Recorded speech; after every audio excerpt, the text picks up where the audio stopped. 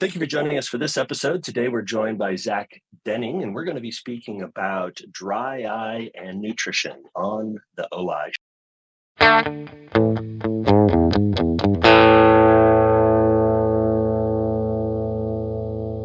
Thank you again for joining us. Zac Denning is with us. Zac, it is so awesome to have you. Thanks for joining us for this episode. How you doing today? Doing great. Thanks, Dave. Thanks for the opportunity to be here. Looking forward to chopping it up on nutrition and eye care, and really excited to chat with you today. Yeah.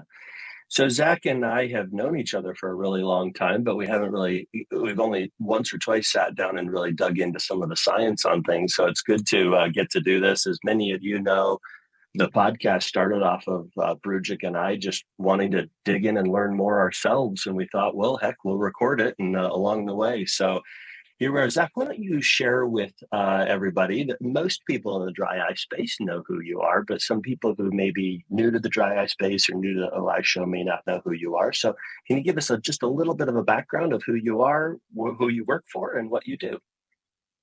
Thanks, Dave. Yeah. I've been in the eye care industry for a long time and been working in dry eye for seems like forever. I work for Science-Based Health. I'm the director of scientific and professional affairs, which means sort of I'm the nerd in chief and the sort of the science explainer for doctors. As we all know, nutrition is something that's not covered as well as it could be in many optometry schools. And optometrists have so much to keep handle on, from practice management and billing and coding to, all the various disease states and new drugs. And there's new stuff coming at you all the time. And so, that's where I come in. I try to kind of contribute and kind of elevate, the optometric space to bring sort of nutrition into that because it feeds into many sort of vital aspects of eye care. Everything we do kind of relates in some ways to nutrition. So my job is really kind of explaining that. So I've been with the company for 24 years, which is amazing. And Science-Based Health is the first eye supplement company in the US. We have the first dry eye product on the market, Hydra-Eye, which has a clinical trial published on it. We also have a trial published on a product for optic nerve health. We've also kind of pioneered kind of new categories and products that are very familiar to everyone today. So it's been a fun ride. Yeah. Yeah, well, specifically speaking in the dry eye space, I know we could dig into the retina and the macula and all different aspects of where nutrition heads in. Let's talk about dry eye. So I'm one of the few people I think that probably read the entire Deuce 2 report, and it's long, it's awesome, but it is a work to get through it. And there is some nutritional stuff in there. And I'll be quite frank with you, as a clinician, it's very difficult for me to be able to okay, so I'm going to prescribe this to my patient. So can you dig into a little bit of explaining over the years some of the history, whether they're true or not, of where nutritional stuff has fit into the dry eye cascade? And then later on, we're going to get to what we do know, what those clinical studies have shown us. But take us through a little bit of the history of 24 years at the company. You've seen a lot in the nutritional space in dry eye. Yeah. Yeah, and especially dry eye has come such a long way, hasn't it? I mean, just that alone. So when we started, we were kind of like looking, doctors were looking into the tool bag, and there wasn't very much at the bottom there. There was Restasis, artificial tears, and punctum plugs, and then nutrition. And that was kind of all. Those were kind of all the tools basically that people had. And so, very early on, we kind of felt the brunt of the need of patients that wasn't being met with those sort of, kind of too few tools and some of them sort of inadequate. So, we were the first to have an eye supplement that was clinically validated in a gold standard multi-center randomized trial that showed significant improvement for symptoms, lower levels of two different inflammatory markers, and smoother corneas. But that's just one piece of the puzzle. There's no magic bullet for dry eye, as you know. And so over the years, we've seen, just a marvelous sort of increase in tools and procedures, um, Xiidra and Cequa, all the wonderful sort of prescription medications, as well as meibomian gland expression methodologies and heating and lid debridement and stuff for Demodex. It's been really sort of wonderful. But we started very early on and started just getting incredible feedback from patients who were desperate because just punctum plugs and Restasis may not get everyone to the place they want to be. Maybe those will help a little bit, but so we were there, kind of listening to that feedback and getting a lot of really great response, which was fun. But we continue to kind of work with the new, modalities and kind of complement what's already there in the eye care space. So what were some of the thoughts around nutrition in those early days? Like what was the nutritional depravity that we needed to supplement because it wasn't as good as it needed to be, and how did you guys go about finding that solution in a product? Well, there was always this huge need for that and always a lack of guidance, as well as a lot of like bad info. I mean, you can ask Dr. Google and you can search online and come up with all kinds of stuff, and it's not necessarily right. And doctors were just as confused almost as patients were. And so the idea was to kind of take that sort of like all that confusion and kind of boil it down and find, what are the areas that are truly evidence-based?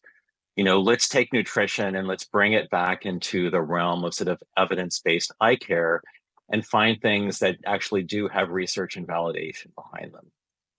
And then to also sort of take that further and kind of, move that sort of clinical validation along. So that's one thing that we've really tried to do. So many people don't realize how integral nutrition is to, our everyday life. Zinc is involved in 1,000 reactions in the body or more.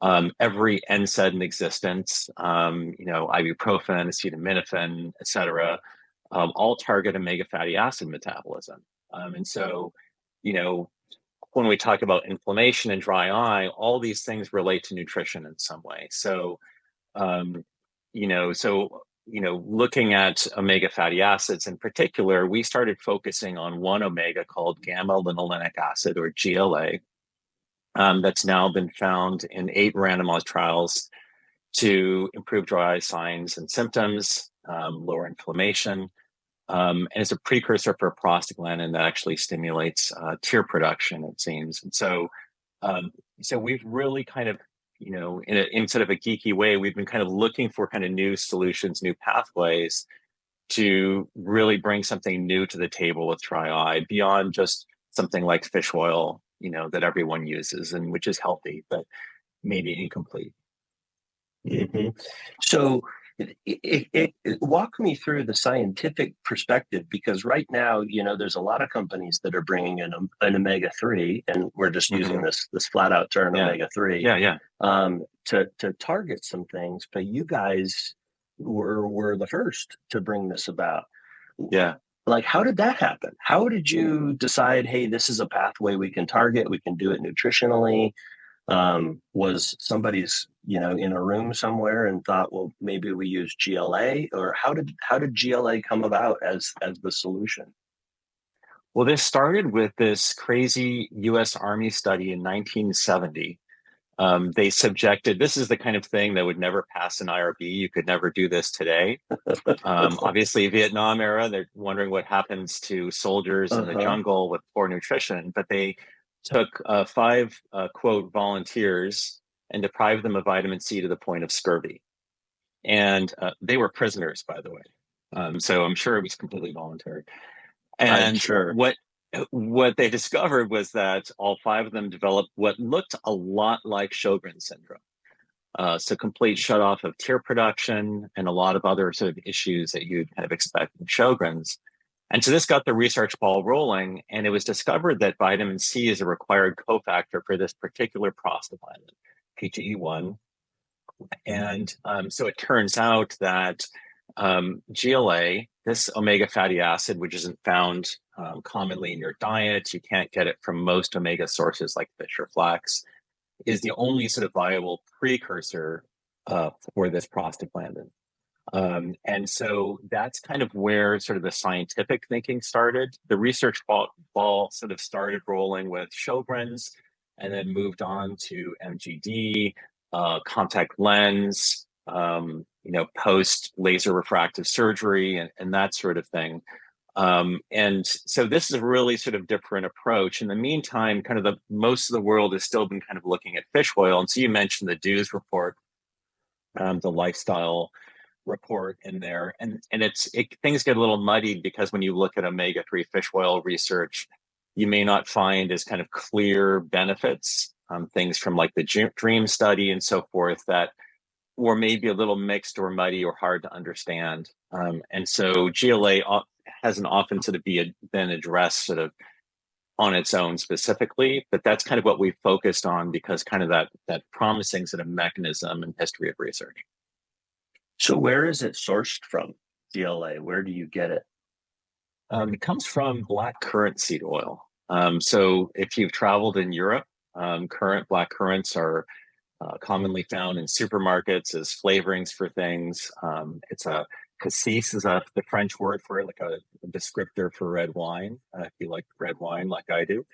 And so it's one of the few sources. There's a few others as well, but it's not something you get in your diet for the most part, though it is something that's integral to our biology. It can be up to 1% of the fat in mother's breast milk and so forth.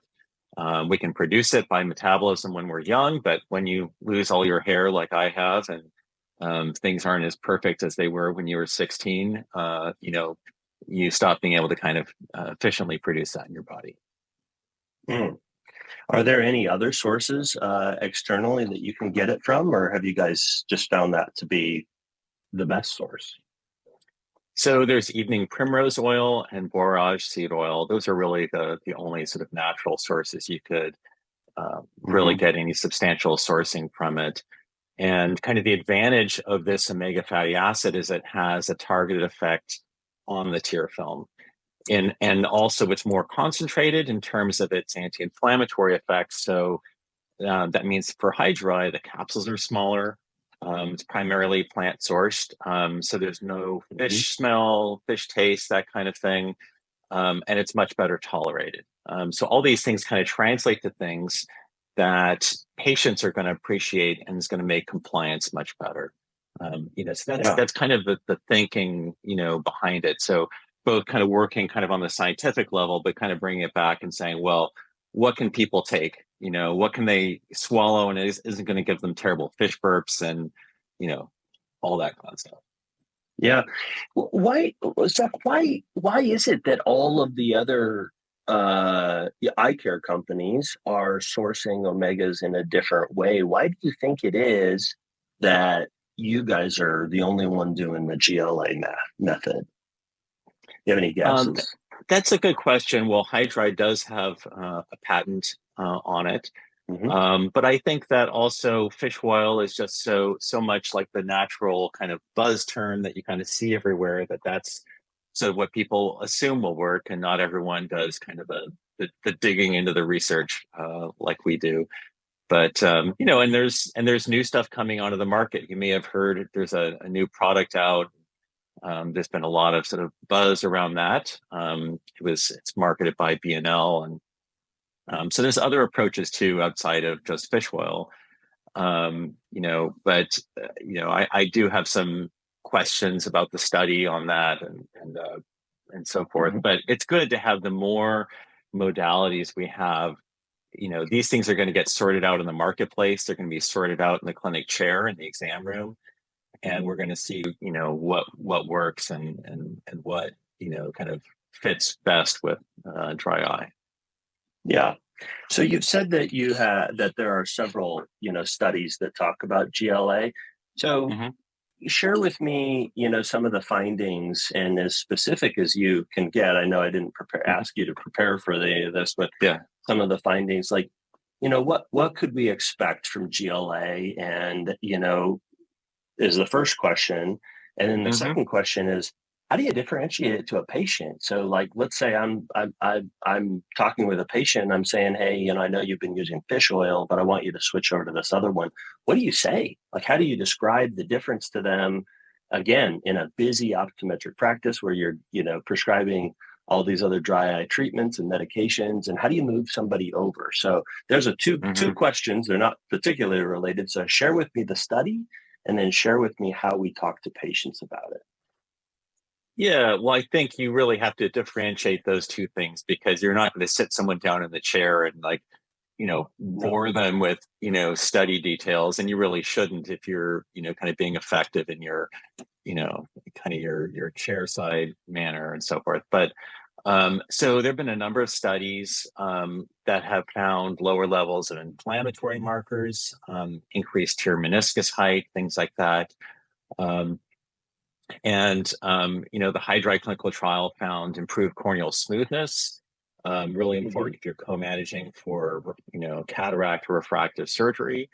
And the Hydride clinical trial also used impression cytology, which is a little different than your point of care test, like an inflammatory. It's actually pressing a membrane to the conjunctiva and immunostaining it with markers that essentially fluoresce. They glow in different colors, and you can actually quantify exactly how much expression of each inflammatory marker there is. So, geeky way of saying that we were able to show significantly lower levels of inflammation in people taking the placebo versus those taking Hydride, for instance, as well as Mm-hmm. improved symptoms, which is all the patient cares about. But how do you take that to the patient? Eh, you know, eh, First of all, I just want to back up and say that a lot of doctors, let's face it, are scared of selling things and they don't want to sell. And maybe what you're doing in some ways is selling things, but you don't optometrists don't want to kind of be in that position. They don't want to be the used car salesman or that kind of thing. That's always people's biggest fear. And I always tell people, you're not selling anything. It's just like if you prescribe a steroid or something like that, it's a very simple, you know, this is why I'm recommending it. I really want you to do this. This is how long it takes. I'm going to see you back in 2 weeks, 2 months, whatever it is, and we're going to see how that worked for you. And I'm going to send you to someone at the front desk at whoever it is who's going to talk to you more about it and help you kind of get it ordered or find it where you need it. So that's basically when you talk to patients, basically say, this product is clinically validated and it works from the inside out. So everyone kind of relates to that. So when you're using a heated eye mask, you're using artificial tears, that's the outside in approach. So those are good too, but you need an outside in approach and an inside out approach. And so kind of talking to patients kind of simply like that and not getting way into the weeds like I tend to do is really kind of the best strategy. And the most important thing is being the doctor. I mean, I think some docs are a little bit like, they're a little unsure about the things they're offering, and they Mm-hmm. sort of telegraph that to the patient. Sort of like, well, you could do this, and or you could go to the store and look for an omega, or I mean, you don't do this. Like if you're prescribing a steroid, you don't say, well, you could do this if you want to, and there's a couple different flavors, and maybe you like the blue one. It's just like this is what you need to do. And so I think sometimes it's like doctors think they have to be play a different role, to offer something simple. This is a recommendation like anything else you do in eye care.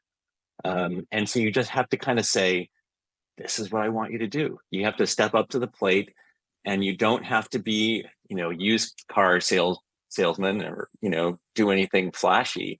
But you have to get behind your recommendation. You have to mean it, and keep it simple. I think that's the main Yeah. key. Yeah. I think there's a difference between saying you could do this, which is a approach, and then this is what we're going to do. And Right. those two things really can make a difference for the exam room perspectives. You know, it was funny. In my training, I spoke with. I had a retinal specialist that I worked with. The guy was in and out of the room in 5 minutes, and there were times where he would walk out the room and say, "I'll see you in surgery tomorrow morning." And the patient was like, "Well, what's wrong with me?" Like they didn't even know. And you know what? Right. They would show up for surgery the next morning because something was wrong with them. And us interns and the residents were left kind of explaining what was going on. But he was just like, "This is what we're going to do. Yeah, you got a problem. You're trusting me as the doctor to figure it out, and we're gonna see you in the surgery tomorrow." So I think we're a better balance of that in the optometric community, Right. but maybe we've swung too far sometimes and are making suggestions as opposed to prescriptions. And this is certainly a great example of that. Well, I appreciate you sharing kind of the perspective of GLA, the plant source perspective of it. You know, we hear so many times from people that, are wanting an alternative to a fish source and, have tried fish oils and they think that, they're all the same, which they're not, but we also have another omega method that we can be utilizing with this. So that's really awesome. And the last question is, you mentioned they can buy it at the front desk. Is this a product that they can buy outside the office? Yeah, absolutely. So, it can be dispensed from the office. You can refer patients to us and they can get it sent every month. Our products are on Amazon, but Hydrive, for instance, is $5 more on Amazon than it would be in the doctor's office. So we very much believe in supporting eye care practitioners and not competing with them, but at the same time, you can go there and you can see all the, it's the top reviewed supplement on Amazon, and with like like an 86% positive review. And so you can go there and see kind of unbiased sort of kind of ratings and stuff from patients who have used it.